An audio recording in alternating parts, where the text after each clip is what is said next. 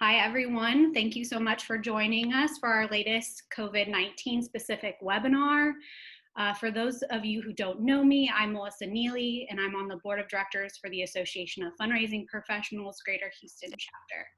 We are excited to team up this session with the Charitable Gift Planners of Houston to bring you a session on planned giving amidst a pandemic. Joining me in moderating today's session is Jessica Jubin. Say hello, Jessica. Hey, thanks, Melissa. Thanks for having us. I'm pleased to be here as a part of Charitable Gift Planners of Houston, along with AFP. This has been an interesting and challenging time for everyone, but our profession is really stepping up, and I'm so honored to be a part of that. This session will show the power of Houston, how we come together. Thank you for collaborating with us, AFP. We're most grateful to you, Melissa, also for helping coordinate us. And we look forward to hearing what everyone has to say today and your questions, audience. Thanks, Melissa. Thanks, Jessica. So before we dive in, I just wanted to go over some housekeeping for today's session. Feel free to use the chat box to share comments and knowledge during the webinar. And asking questions for our panelists, please use the Q&A box if you can, so Jessica and I can keep track and make sure they get addressed during today's session. And also feel free to private message me or Jessica throughout the chat box with any technical questions you may have. If you're having trouble with the Zoom platform, we'll try our best to help you. So because we have a wonderful group of experienced panelists, we have a lot to share with you. So let's go ahead and get started and meet them.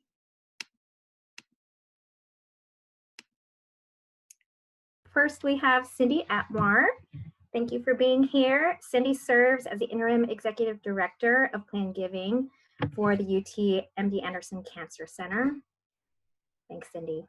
Yes, thanks for having me, Jessica. Happy to be here. Next, we have Steve Covington. Steve, you are the Director of Endowment and Planned Giving for the Houston Symphony. Thanks for being here with us, too. And our final panelist, thank you, is Jeffrey L. McLean. Jeff, Senior Director of Gift Planning at Texas A&M University, Kingsville. Thank you for being here with us, Jeff. Hey, everybody. Well, now that you've all been introduced to our panelists, Melissa and I want to turn it over to them individually so they can tell you a little bit more about their organization, how they are working with their planned giving programs right now, and specifically in response to COVID-19. So if you have questions that come up during the presentation, feel free to send them to Melissa and I over the Q&A, as she mentioned. We will collect those and have a moderated session following the speaker's short updates. So without further ado, I will turn it over to our first speaker, Cindy. Go ahead. Thanks, Jessica. I'm really happy to be here, and I appreciate being part of this Hometown Talks and partnering with AFP. This is really fun for us to do, and hopefully you'll be able to pick up some tidbits about how to help your planned giving program during this interesting time. Steve and Jeff and I met earlier this week, and we just wanted to, before I kind of dive in, we just wanted to share that we understand that we have colleagues, and this is a difficult time for all of us. We have colleagues who are losing their jobs, some nonprofits who are really struggling right now, and until the economy picks up again, and until specifically for Houston, oil gets up to $40 or $50 a barrel, we're going to continue to struggle and have some challenges. But that said, we know that we can be doing things even during this time of COVID-19 and during the pandemic, and where we're working to keep our donors close to us, to help each other during these times, doing things like this Hometown Talks webinar, and things are going to get better. There is a silver lining of all this. So just wanted to kind of acknowledge that before we get started. For my fellow healthcare fundraisers on the call, which I hope there are some, I haven't seen a list, but I'm sure there are, please send some in the chat message, please send messages during the time that we're talking so that we can learn from each other. I think we all get better at our jobs when we share, and so if you have ideas or tips, bring them on. So for those in healthcare fundraising, like myself, we have had a unique view into the COVID-19 pandemic. Excuse me. And we've kind of seen how our institutes are responding with regard to patient care and volumes. Pardon me, goodness. Because MD Anderson's patients are particularly vulnerable, they're immunocompromised, we immediately reduced our patient volumes to about 50%. I know with some of the other healthcare institutions who were doing, every healthcare institution that was doing, the word left me, but oh my gosh. Anyway, we've all reduced all of our patient volumes. And most of the hospitals in the medical center were also asked to prepare for the possibility of an influx of patients who tested positive for coronavirus. So that's something kind of unique to the healthcare institutions. I know all of us immediately stopped face-to-face visit with our donors. For us specifically, we did that really early on. Early March, like the first week in March, we were not visiting any patients or donors. Many of our patients, even former patients, because even if you're in remission from a cancer diagnosis, you're still considered high risk. At MD Anderson, one of the things that I think was really unique and wonderful, frankly, that Dr. Pisters, who was our president, he has been sending out daily update to the entire staff. There are about 22,000 staff members, employees at MD Anderson. So I think that's pretty remarkable that we've been hearing and getting updates on a daily basis, which is great. Like all of you, we had to cancel events. For us, that meant canceling our special events, like some of you may be familiar with our Living Legends event. We do those in several cities around the state as well as Washington, D.C. So those were all canceled. We also canceled smaller cultivation events, which we do around the country in smaller venues or in donors' homes, salon events that many of us do. So those were all canceled. As far as planned giving goes and what we've done specifically is we initially said we're going to stop all marketing. We just felt like it was kind of tone deaf to be talking about planned giving, but we quickly realized that while we may not be doing some direct ask supporting us through an estate plan, we wanted to make sure that because we weren't able to see people in person, we needed to keep reaching out. We needed to keep in touch with our donors, with our Legacy Society members, and we wanted to make sure that we let them know that they could still support us during this time because as all of you know, or maybe all of you don't know, but in planned giving, many plans are annual fund donors, so they want to keep giving and supporting us. And so we wanted to make sure we let them know during this time that they're very important to us. They continue to be important, and to let them know how they can help us during the pandemic response. One program that we have at MD Anderson that is very specific, at least right now it's specific to COVID-19, it's an ongoing program. It's called the Caring Fund.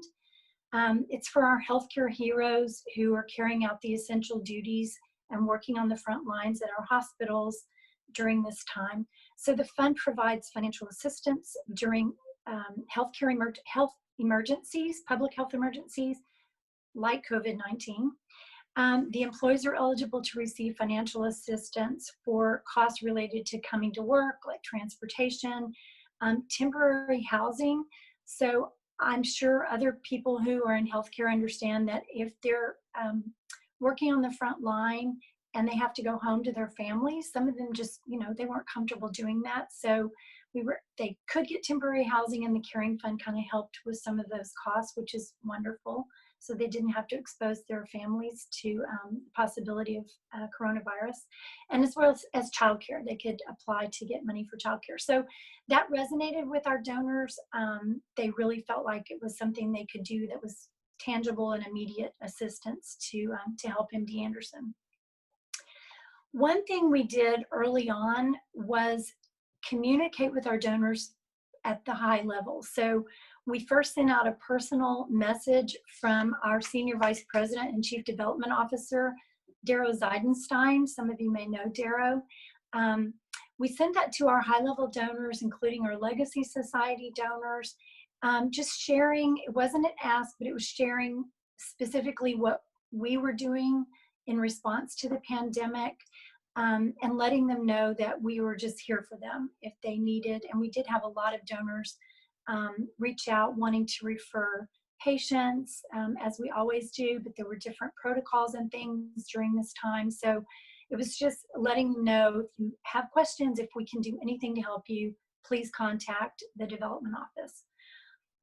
About a week later, so this was the first week in April, we sent out a special message from Dr. Pisters, the president, to all of our Board of Visitors members.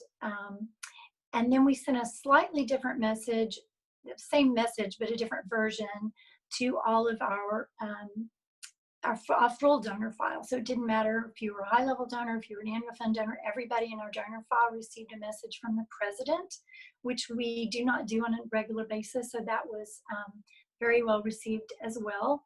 Again, it was just information, sharing what we were doing and letting them know that we were here for them during this time. Another thing that we've done for our Legacy Society members specifically is we have been reached out to them on a one-to-one basis. Some of them reside in specific portfolios, and some of them don't. So the ones that were not in specific portfolios, we didn't want them to not have any contact or much contact from us. So Melissa, I think, just shared handwritten notes to all of these Legacy Society members with a little bag of chamomile tea. If it was a couple, we included 2 tea bags. Can read it, I guess. But basically it said, you know, we know these are not easy days and can be especially difficult spending time away from your loved ones and having to just be at home. Wanted to let them know we were grateful for their continued support and being a special member of our Legacy Society. And, you know, everything's better with a little cup of tea. So until we can have a face-to-face and share a cup of tea with you, please relax and enjoy this one and think about us and think about how much you mean to us. We are following that up, and we're doing this right now. This is something we're currently doing this month, following up with phone calls. We figured we could make phone calls, just kind of, they wouldn't be cold calls because they are Legacy Society members, but we wanted to kind of give them a touch point and then be able to call and follow up. So far, it's been very well received. I think it was kind of unique, and please feel free to take that idea and customize it for what works with your organization and your donors. Oops, sorry, I have little notes. I'm trying not to miss anything. We also decided to take the time to conduct a legacy. We decided to do that for a couple of reasons. One, it was another way to have a touch point, and this has not gone out yet, so this is going to be our next touch point that we do with our Legacy Society members. We're going to send a survey, let them know we continue to be here for them, ask them to, and this is in addition, I wanted to share, it's in addition to all of the other stewardship activities are normal throughout the year. We have a communications plan for our Legacy Society members, and these were 2 touch points that we added just because we felt like it was necessary to have some extra touch. So it was a way for us to reconfirm their estate plans and their intentions. It also helped us to get updated information. I don't know if you are like this, but we don't have a lot of email addresses for our Legacy Society members, and we are asking during the survey for them to provide us with an email address so that we can in the future more easily contact them. It's less expensive to send and faster to send communications via email. So we're asking for that, and we're also asking for just, you know, is there anything we can do, or are there ideas or suggestions you have for the Legacy Society or for anything that we are doing in MD Anderson. So that's another touch point for the Legacy Society members. As far as just regular marketing for plan giving, we've been very sensitive to not doing any outright asks. I know a couple of orgs kind of gotten some backlash on doing that. So we didn't want to sound tone deaf by asking for people to include us in their estate plan just directly. But we did do two things. One is we dropped a charitable gift annuity mailer in April. And then we're going to be dropping the first week of July. We chose these two giving vehicles because of the economy right now, and with the charitable gift annuity, it provides a stream of income for life. So we thought that that might make sense during this time to let people know that that's something they can do. And the second reason for the IRA mailer is because of the CARES Act that was just passed. There are a few things that changed with regard to retirement accounts. So this, while we did share a story of a donor who has made a gift through their retirement to MD Anderson, it was more kind of informational, and then we had a little piece on the COVID. It was a very soft, or it's going to be a very soft ask. So again, that's going out in July. So I don't have a lot of any feedback right now as to how does it perform, but if anybody's interested, I'm happy to share information once I have it in a couple of months. One other thing that is unique, although now that we've all been on 1,000 Zoom calls, this may not be very unique for anyone, but we did have Zoom calls with our donors and had some stewardship meetings with them. I know a few minutes ago, somebody called me and said, do you really call, or can I try to set up a Zoom call with one of my older donors? You think they'll have Zoom? And I'm like, yes. I think we can set preconceived notions sometimes that older really are. So we did that. Very fun and neat, and they could, as we are doing now, kind of share photos and all things and talk directly as much as we can. The second thing we did was we hosted faculty get-togethers with small groups of donors. These have been really effective. It feels kind of like the salon events that we had to cancel, because it's just, we had like 3 donors on one last week. There's 3 couples on a call last week with one of our faculty members. So the faculty member did a presentation, talked about their research, and then the donors were able to, I hope you didn't lose me. I don't think you did, sorry. The donors were able to ask questions directly of that faculty member, so it gave them an exclusive access, which was, I mean, we had great feedback on that. So these are not Legacy Society members, but they are potential plan giving, they're potential Legacy Society members. Those worked really well. Again, they were well received. I guess I will close out my time by just saying that we have closed several planned gifts during this last 2.5 months or so. We haven't been marketing, as I said, but we have actually closed some significant planned gifts during this time. Full disclosure, they were already in the works, but I think the reason people just continued and closed their gifts and finalized them was because, you know, now more than ever, I think we've all had the thought like, my goodness, this happened to me or a loved one. So I think, you know, these donors that were working on these planned gifts actually finalize their estate plans. And so that was kind of interesting. Not surprising to me, but maybe surprising to some on the call, I guess.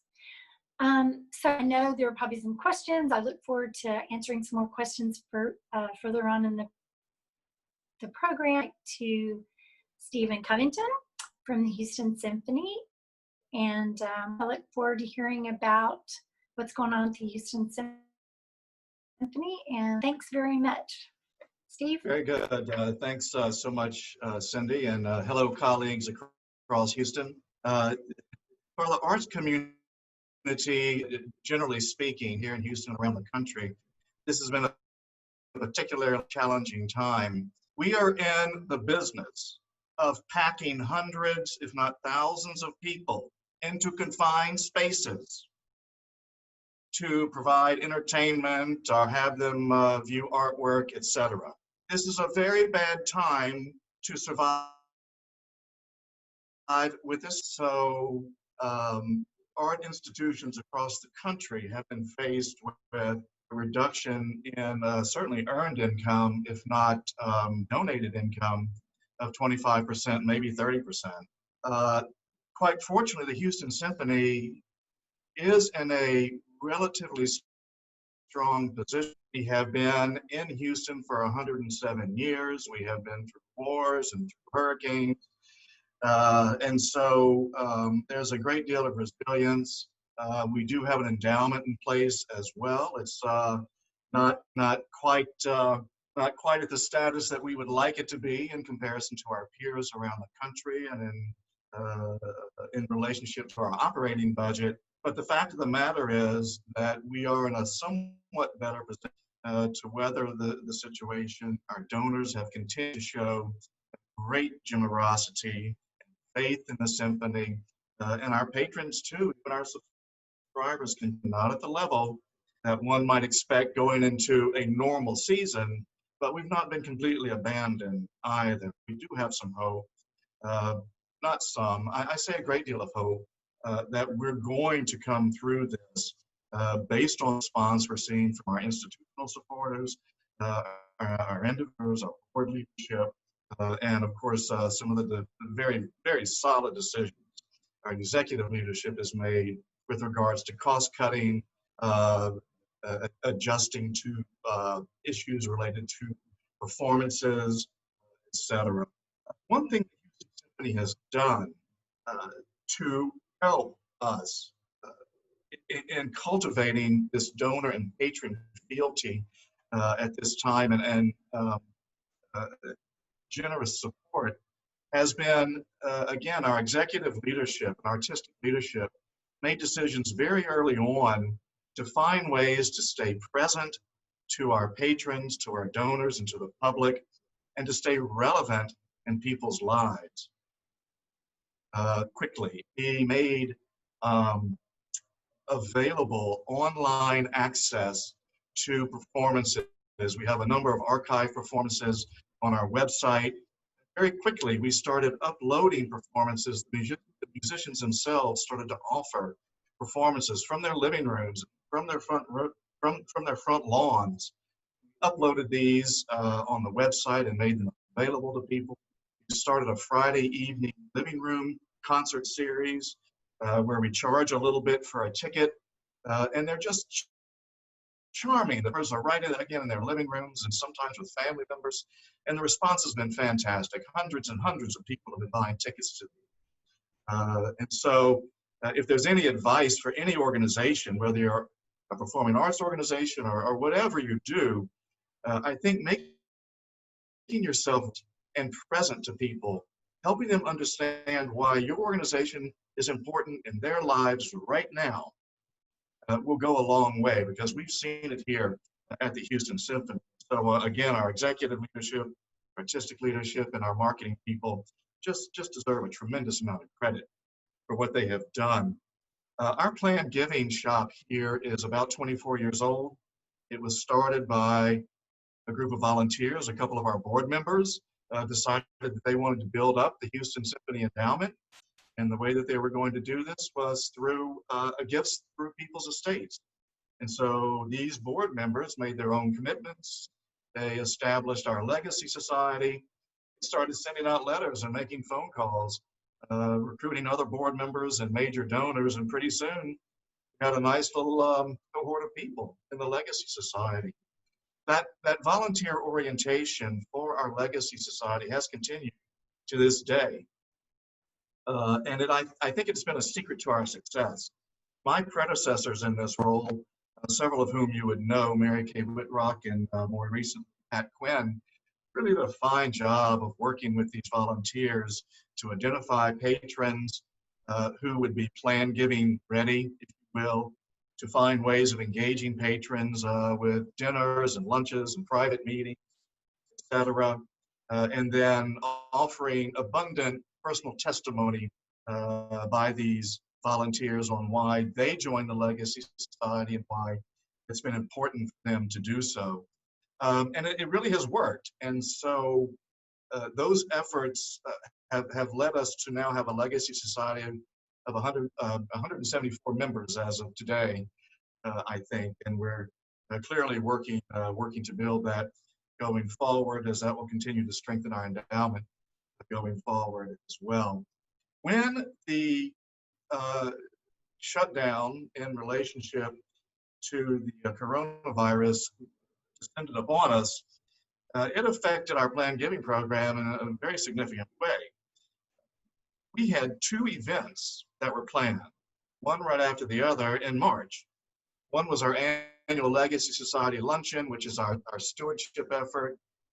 Fine luncheon at one of our clubs. It's put together by some of our volunteer leadership.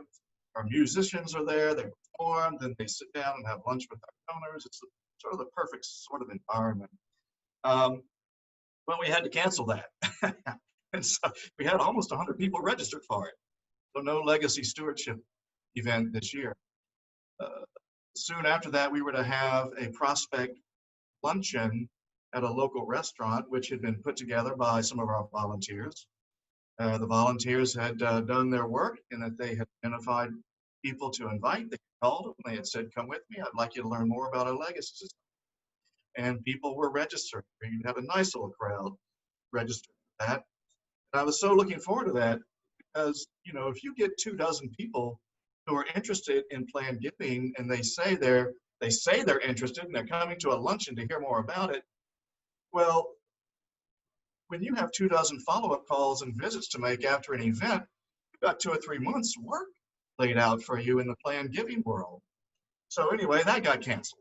So our work changed radically with those events being squelched the way they were. So what did we decide to do? Well, our first response was to pick up the phone and simply call our Legacy Society members. You heard Cindy allude to this. What we found is that there was almost a collective decision. I don't quite know if I would say it was a collective wisdom, but maybe it was. It was a collective decision across the planned giving world to just pick up the phone and find out how people are doing. Are you safe? Are you well? Are you comfortable? Is your family able to be in touch with you? Is there anything we can do? I myself made about 50 such calls to our Legacy Society members who have some of the most outstanding, some of the largest financial commitments to us, their estate plans. My colleague, Richard Buffett at the Opera, I think contacted nearly 300. So kudos, Richard. That was outstanding work in that regard. And the response was terrific. People loved hearing from us. They loved hearing about what was going on with the symphony. I was able to tell them about the online resources we had to make sure they could enjoy symphony concerts in some way and appreciate that. Nobody was concerned about the survival of the symphony. Nobody at all had any concerns about us reaching out to them the way they did. As a matter of fact, a couple of my Legacy Society members employed a little bit of gallows humor when I got them on the phone. I said, hi, I'm calling on behalf of our Legacy Society, just wanted to make sure you're doing well. And both of them said, well, I'm not dead yet, if that's what you're calling about that legacy gift. You'll have to call back later. So I enjoyed that moment of levity on the part of these savvy and humorous donors. So after we made those legacy calls, we also took a moment, my colleague and I in my office, Sam Garcia, who's my associate here, we took a moment to think about what would we be doing right now, now that we have this time available to us. What is something that we can do to really strengthen this program going forward structurally? What needs to be done? And one thing that had been on my to-do list since day one was to go through our files and really reconcile the information we have, our hard files with our digital files, and make sure that we had solid documentation in place. And thank goodness, due to the good work of my colleagues before me, we have good documentation. We were able to sort of rearrange our filing system. We're also able to build out a data management system whereby we're going to have a consistent method of reporting plan giving. Also, we have developed a moves management system using all of the data that is contained within our CRM, which is called Tessitura, which is used across most performing arts organizations uses platform Tessitura for ticket sales and donations as well. So anyway, we have come out of this having developed this model for reporting and moves management that going into the next fiscal year really puts us in a position where we have our finger on the pulse of our data, of the donors with whom we need to be in touch, where they are in regards to their planning, with their documentation, and then also carry that on through to stewardship. A number of us in the arts community also took on responsibility for following up with annual fund calls, our emergency relief fund. I was in communication with colleagues at several other arts organizations here in Houston, but also in other parts of the country, and to a person, yes, and jumped in, made annual fund calls. We need your help now. And we all wanted to pitch in and do what we could to make sure that we got through the situation in as strong a position as we could when it came to the bottom line of the organization. When it comes to longer term effects for our planned giving program, we have really decided that we're going forward, if not quite with business as usual, going forward as if we're going to be in business another 107 years. We have donors who believe in us and who want to support us, and who want to support us with their estate. I did immediately reach out to the people with whom I had been working on estate plan, but I finally did. I said, I'm going to follow up with these people, find out where they are with their documentation. Do they need anything? In touch with their advisors.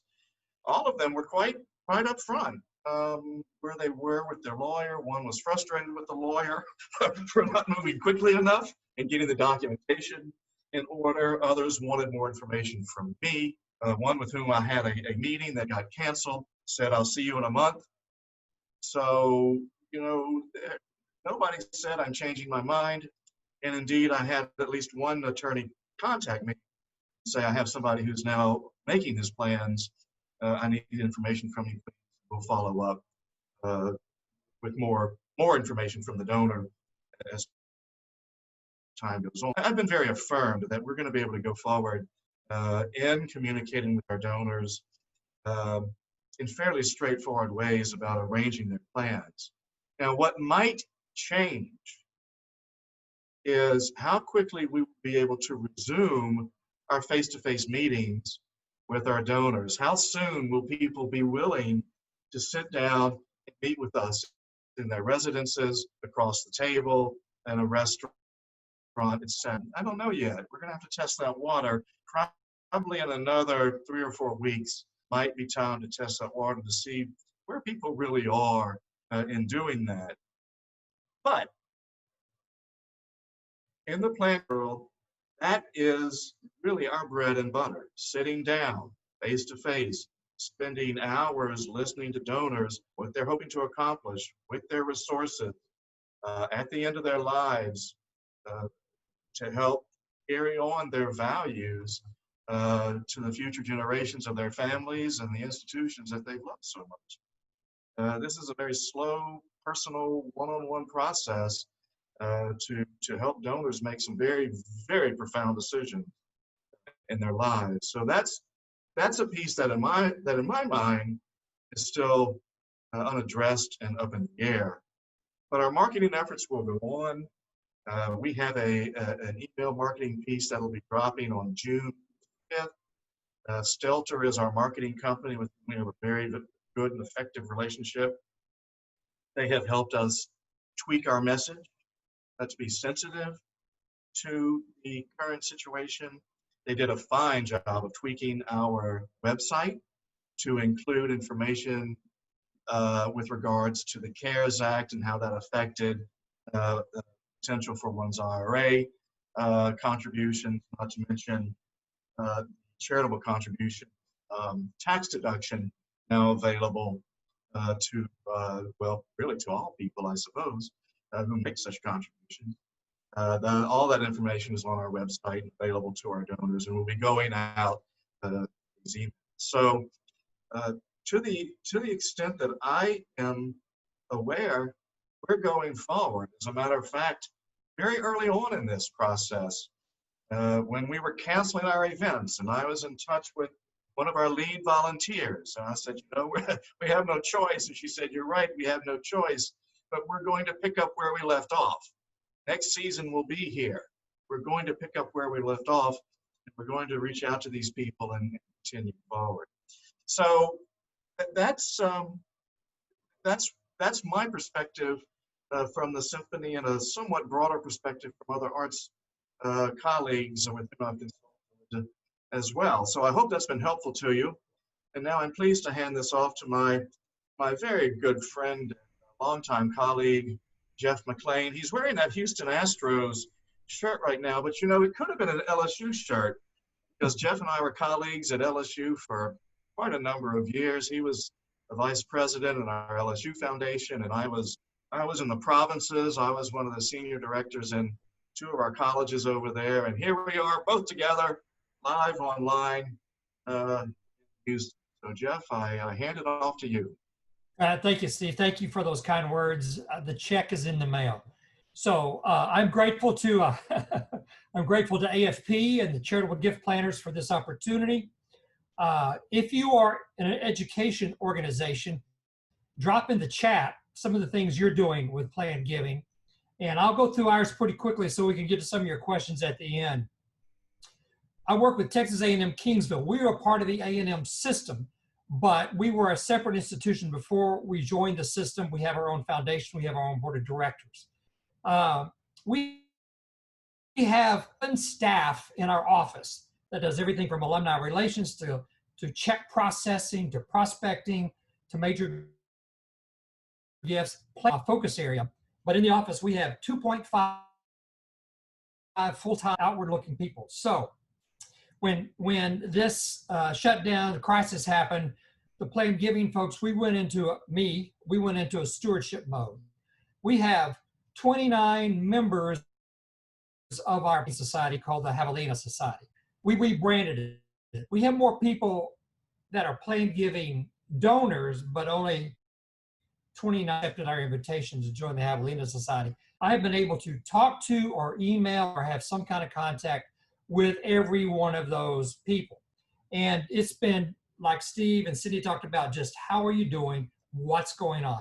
Out of that, it's been really rewarding. In fact, I talked to one gentleman this morning, retired from ConocoPhillips. So we talked about oil and gas, and we talked about his buddies and what was in the future. But in one of my calls with one of my donors, she said, I know we talked about a $100,000 gift in the fall to name a lab for my dad. Let's put that off. What's happening right now with our students? And I told her about the Javelina Student Emergency Relief Fund and how it helps students, what's going on with our students right now. So I'll give you a quick example. We have students that are first generation.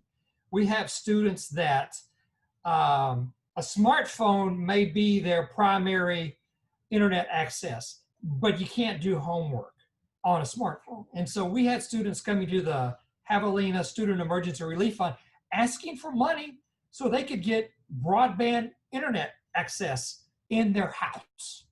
So she wrote a check for $25,000, and we got it 4 days after the phone conversation. So the phone calls with the Plan Giving folks have been fantastic, and it's reinforced how important they are to the campus life, to students.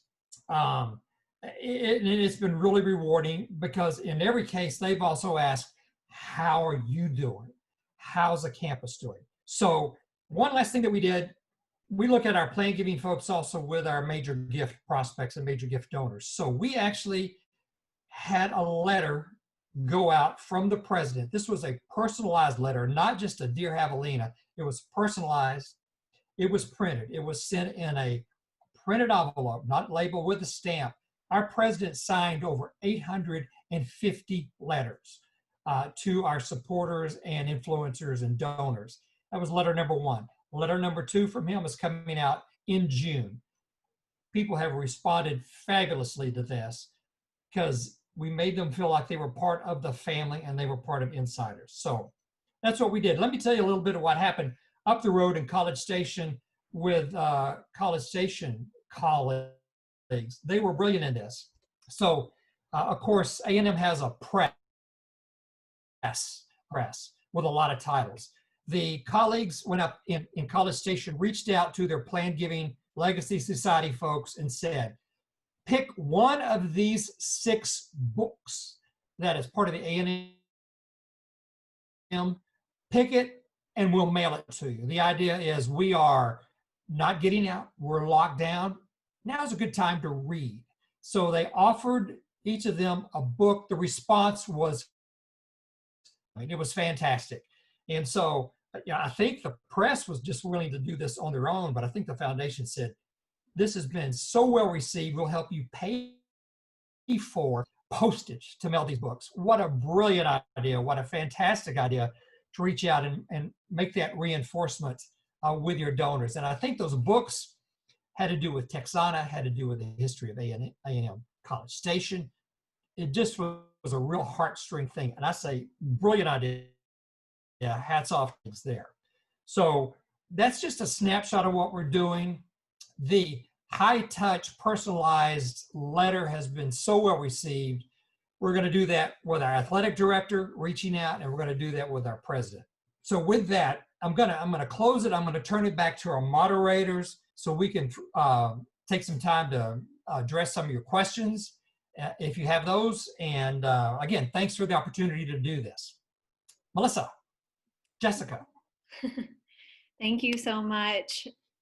Thank you, Cindy, Steve, and Jeff, for giving us your updates and your expertise and advice. And now we're going to move into the Q&A portion. So feel free to keep submitting questions through that Q&A box.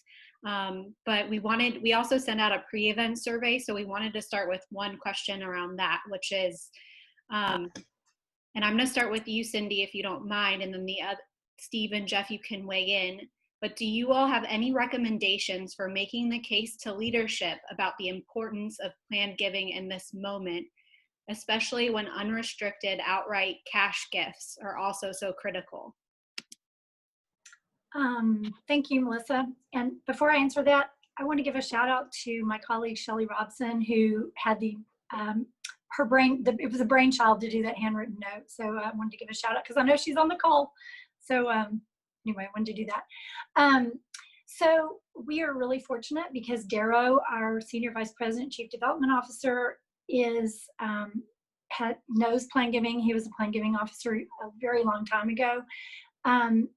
However, I think even not just during this time, but any time, we need to make sure our leadership is aware of the importance of Plan Giving, because once we have built up that pipeline of gifts that are coming in, that creates a constant revenue stream of money, which will kind of help get us through times like this. I know I've done trainings over the years, and that's one of the drums I always beat. no matter what you're doing, even if you're just doing a simple bequest program and just marketing bequests and that sort of thing, it will pay off. It may take a couple of years, but just educating your leadership on the importance of starting it and getting that pipeline going is just something that I stress all the time. Thanks, Cindy. Steve or Jeff, would you like to weigh in on that question? Yeah, I can weigh in on that as well.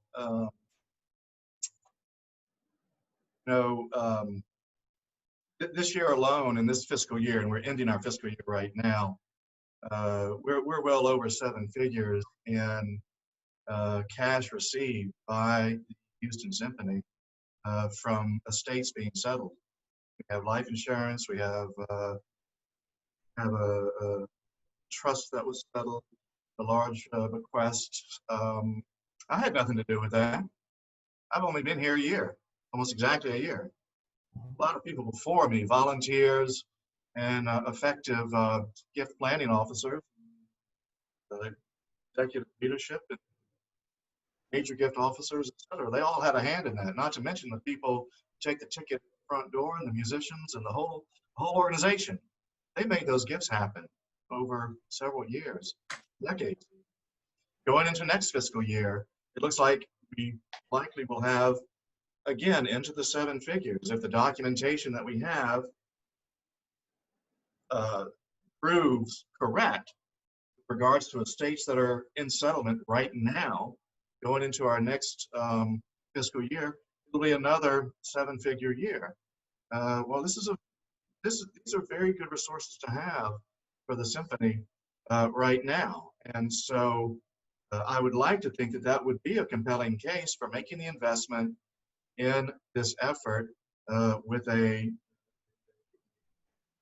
full-time professional who's very experienced in the field and knows exactly what he or she is doing. But clearly making a case for myself here. But at any rate, yes, I think it's a very good case to make, and heavens knows it's a very difficult case to make, no matter how well established the organization is. Cindy alluded to the fact that people in the nonprofit realm are losing their jobs, and yes, plan giving officers in various parts of the country, people are losing their jobs right now. So it's a very, very challenging time. I'm glad I don't have to make those decisions, but I think one can make an effective case that if you look historically at your investment in a program, there will be long-term benefit to the organization. The only thing I'll add is it's always important to talk to your leadership and like your directors, your trustees, to have a holistic view of the organization. And cash is important right now, but you also need to have a view for down the road. And last year, we closed a $19.5 million plan gift. That sent a powerful message that plan giving is important, and just reinforced that you got to look at everything and embrace and endorse plan giving on some level. Thank you for that insight. We have some questions coming in live now from some of our guests. And so we have a question here from Michelle that I wanted to share with you. She is talking about gifts of tangibles right now. I think you mentioned personal property earlier, but art collections, jewelry, things of that nature. Are y'all seeing more conversations about that versus cash or bequests? What are y'all seeing out there right now? We are not at the symphony, but it'd be very unusual for us to receive a tangible, possibly a rare instrument that we would want to have in our collection. Our musicians would want to play, or instruments that might be used in our educational programming as well. We do have a very active educational outreach program in schools around the Houston area, so we might very well be interested in those sorts of tangibles as well. But by and large, it's something that we would not, from the plan giving office, it would not be something that we would pursue as a priority. So for us, we have 3 real estate gifts in the works right now, 2 properties in Rockport and 1 property in Galveston. And those actually started before the COVID. They started last year. But in the conversation with one of the donors in the midst of all of this about one of the Rockport properties, I finished the conversation and he said, "Can I ask a dumb question?" And I go, "There are no dumb questions." "Well, what's your question?" And he goes, "Do you take gold?" And I said, "Of course, yes, yes, we love gold." So, and he goes, "Okay, we are in his estate. We are the only beneficiary in his estate. So, he is thinking about things from the property he's given us to the gold in his safety deposit box." So, to your question, yeah, we've had interesting conversations that have been presented to us. We didn't necessarily initiate. And I would say at MD Anderson, we're very similar to what Jeff just said. We have some ongoing conversations with donors having to do with real estate gifts, but they were started prior to, so we haven't really seen an uptick in that. But, we don't have a lot of tangible asset gifts anyway. We're not going to have someone donate. We do sometimes have people donate them, but we haven't really seen an uptick, I would say. Sure. Thank you all. We received another question from Julie, and she asked if any of the panelists could speak a little bit more about the CARES Act and how it is affecting donors and whether or not there are opportunities to visit with donors about this. So I kind of talked a little bit about what we are doing. We're sending out the targeted mailer, which is a self-reply. It has a reply device that's in it. So, that's kind of what we're doing. I don't know that we've really heard anything more from donors. I personally have not received a lot of questions from donors specifically about that, but we've been trying to communicate the message as much as possible, so perhaps that's why. So for us, there was a part of the CARES Act that had money designated for education. So we were fortunate that on our campus, we had a $7 million CARES Act through the higher education relief part of that for students. But there were also some restrictions on how those funds could be used, like you needed to be a Title IV student and things like that. So in my conversations with donors, I was able to tell them what the CARES Act could do for our students, but we had a whole nother segment of students here that weren't eligible for CARES Act funding. So that was just a part of my conversations with donors. But as far as some of the donor benefits in the CARES Act, I haven't had a lot of conversations about, the deductibility, changes to the IRAs. I didn't have much of that. I don't know if Steve has or Cindy had with donors, them asking us about some of the provisions. I think most of those questions were going to their financial advisors. Yeah, I would agree with Jeff. Like I said, we did update our website to reflect the changes in the CARES Act, particularly as they pertain to charitable deductions that are now available in 2020 to people for making cash donations in particular. The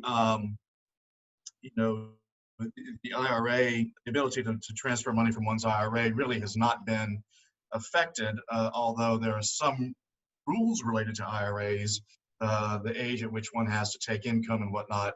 Those changes have been made recently, so they could affect people's decisions. So we did make the changes to the website. I did send out an email to my colleagues in our development office here just to let them know about the changes, particularly with regards to the charitable tax deductibility of certain gifts right now that are available in 2020. I at least wanted them to know about it. I don't want them to be giving tax advice. I don't give tax advice, but I at least wanted them to have some cognizance. This could be something that would be going through a donor's mind, that the donor might have additional tax deductibility available to them.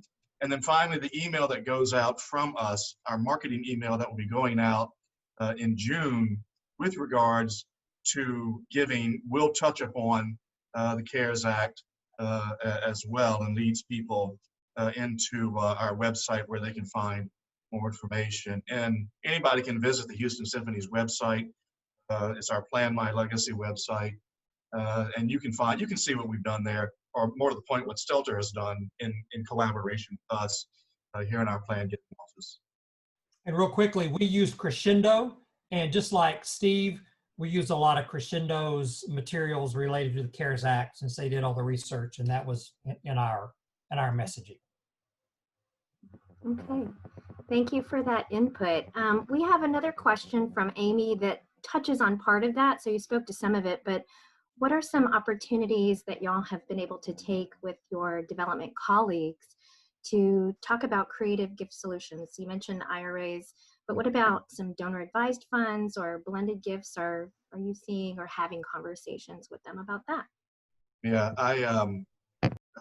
that's a really good question. I'm glad you brought that up, because what we have done in the midst of some of our emergency fundraising appeal efforts is to identify people who have been giving through donor advised funds, and also to pay much more attention to people who can give with an IRA qualified charitable distribution, QCD, or what a lot of people refer to as an IRA charitable rollover. And we've been receiving a lot of those IRA rollovers within the last 6 weeks or so, as people are becoming more savvy about the opportunity. So I have been working with my colleagues to identify people who have historically been donating through those avenues, partially with an eye to trying to get money right now. But as we head into our next fiscal year, can we make a much more concerted effort at reaching out to these people with very targeted messaging about, donating from your donor advised fund? That money's still there. You already donated that money into that donor advised fund. It's probably still there. If you want to help out the symphony a little more in our emergency appeal, this is a good time to do it. And and of course, continuing the messaging about the IRA rollover, we have done targeting messaging, as do many other organizations as well. But sort of refining that effort, if you will, if we go into the next fiscal year. Also, my colleagues and I are doing a lot of having conversations about blended gifts. Recently, we put together a very large proposal for a donor that involves an outright pledge to an endowment that would be topped off with an estate gift. We have proposed that in several instances now with donors, and so those are efforts that are very much, I think, pretty common in our culture now here at the Symphony to think about that. Thanks, to very thoughtful colleagues here who, when they're speaking with donors, it will be on my colleagues' minds, hey, you've been supporting us for so long in this way. Would you think about adding to what you've done with the state as well? So those are some of the things that we have been doing to build upon some of the current opportunities that have been presented to us. And I would just add that at MD Anderson, we have a strategy where we work directly with our major gift officers on trying to do joint ask, or at least doing joint strategy sessions with them. We're also doing a pilot program that's going to be starting in the next probably month or so, where we're really going to do a deep dive into the portfolio of a major gift officer with one of our plan giving officers and come up with some very specific, like identifying the top donors that they may want to have that blended gift conversation with. So yeah, I think it's something that we are doing more and more in our industry. I agree with you, Steve. Thanks, everyone. I know we're over time here, a couple of minutes, and I want to be mindful. So we always like to end our webinars on just a positive, more driven question about hope and motivation during these very challenging times. So if you all would quickly just speak to what keeps you motivated, and or one takeaway that you all have from COVID-19. I will jump in. I think just staying connected with my coworkers has been great. We were doing phone meetings and now we're doing Zoom meetings, and that helps, just even though we don't always have like our hair all done and stuff. It's really nice to just see a face. And the second thing, just personally, is, and I know you probably read these on blogs and things everybody's reading, but I just think it's so important for us to make sure that we have like a space where we work, and we have set hours as much as possible, and we unplug when it's time to unplug, because working from home, it's so easy to just do one more thing, one more email, one more phone call. So anyway, those are things I've been doing and have found helpful. Well, for me, we had a virtual graduation this year, as so many other schools.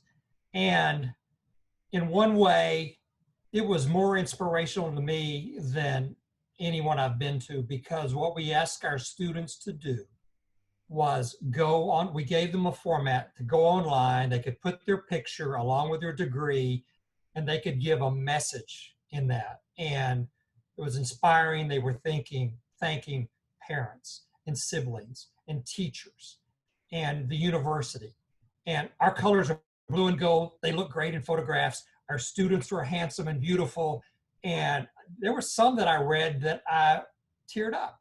And you would not have gotten that in your regular walking across the stage kind of thing. I was motivated and inspired and reminded, this is why I do what I do, is for those students.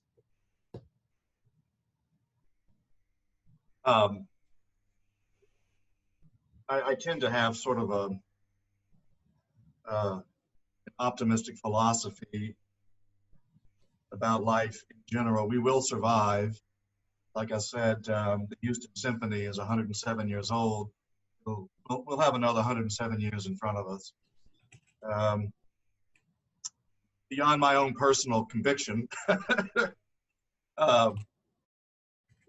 spending the time with the donors on the phone, whether I have been calling our legacy donors, whether or not I have been calling the folks who are in the process of making donations, or picking up the phone and asking somebody to renew their $1,000 commitment this year.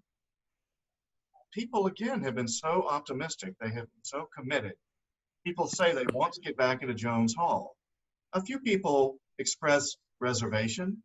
A few people don't know if they want to get back into a concert hall or in proximity to others. By and large, people are saying, when are you going to open Jones Hall?